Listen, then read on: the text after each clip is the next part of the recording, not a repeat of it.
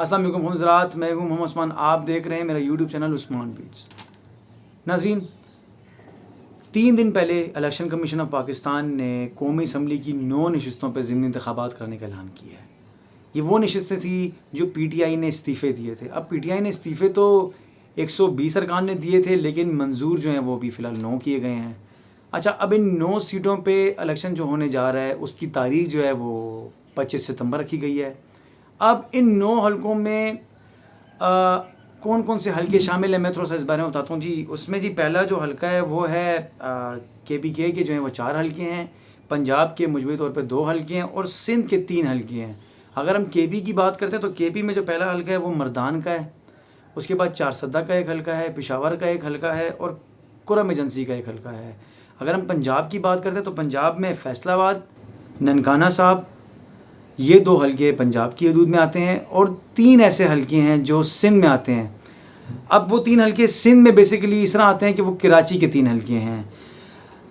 नाज़रीन, जब ये इलेक्शन का अनाउंस हुआ और डेट जब आ गई इलेक्शन कमीशन ऑफ पाकिस्तान की तरफ से, तो जो टिकट होल्डर से, साबका टिकट होल्डर से, ये जो ख्वाहिशमंद थे टिकट लेने के, वो अपने अपने दफातर पहुँच गए, अपने अपने हलके पहुँच गए, अपने आप ही कह लें कि एक ग्रुप होता है आपके दोस्त अहबाब का, वहाँ पहुँच जाते हैं।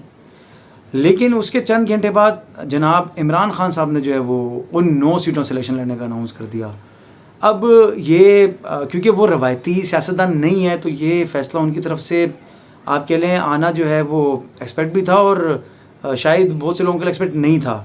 अब 9 हलकों से देखिए, हमारी सियासत में अमूमन ये देखा गया है कि एक शख्स जो है वो अमूमन 2 या 3 हलकों से ही इलेक्शन लड़ता है, लेकिन इमरान खान साहब ने जो ये फ़ैसला किया है 9 हलकों से इलेक्शन लड़ना, ये बहुत बड़ा फ़ैसला है। मतलब इसमें KP की तो वो 4 सीटें हैं जहाँ PTI की ग्रिप है। अब फैसलाबाद की सीट और ननकाना साहब की सीट में काफ़ी जो है वो मुकाबला करना पड़ेगा।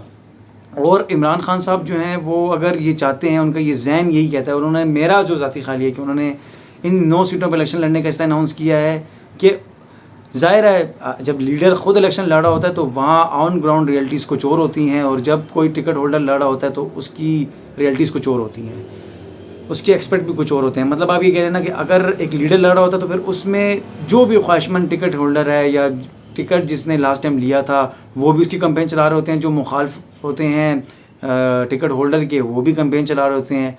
तो ये फ़ैसला तो किया है इमरान खान साहब ने, लेकिन ये थोड़ा मुश्किल फ़ैसला है।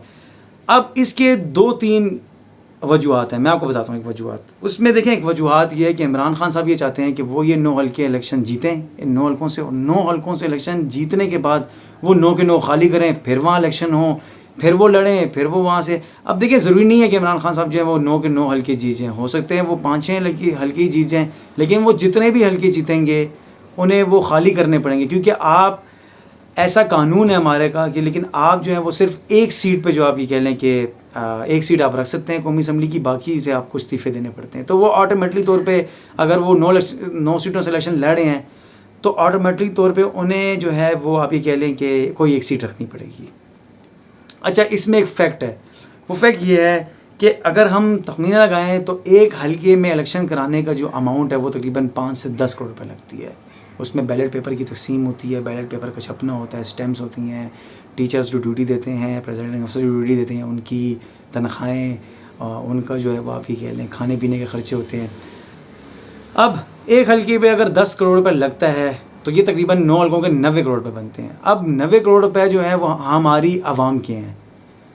मैं सिर्फ ये कहना चाहूँगा कि हमारे जो सियासतदान हैं उन्हें सियासत में थोड़ा सा ये चीज़ देखनी चाहिए कि आवाम का पैसा है। अब 90 करोड़ रुपए हमारी इकॉनमी कितनी स्टेक पे है, काफ़ी मुश्किलातें भी हैं, उसके बावजूद आप ये 9 हल्कों में ख़ुद लड़ें इलेक्शन और 90 करोड़ रुपए का आप कह लें, क्योंकि देखें अल्टीमेटली तौर पे आप 8 सीटें खाली करते हैं, 7 सीटें खाली करते हैं, आपने सीटें खाली तो करनी है क्योंकि कानून में तो एक सीट रखने की है।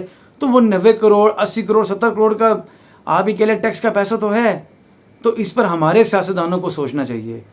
आखिर में मैं सिर्फ ये कहना चाहूँगा कि हमारे पाकिस्तानी जो सियासतदान हैं वो अगर ठीक फ़ैसले बर वक्त करें और हमारी कौम पे थोड़े आप ये कह लें जो ये 90 करोड़ रुपये लगने हैं, इससे बेहतर है कि 90 करोड़ रुपये जो है वो हमारी आवाम की आटा चीनी इस पर लगाए जाएँ, तो इससे काफ़ी हालात बेहतर हो सकते हैं। आखिर में मेरे YouTube चैनल को सब्सक्राइब कीजिए, बेल आइकन पे क्लिक कीजिए। अपने होस्ट अपने दोस्त मोहम्मद उस्मान को इजाज़त दीजिए। इंशाल्लाह मुलाकात होगी नेक्स्ट व्लॉग में। अल्लाह ने के पाकिस्तान जिंदाबाद।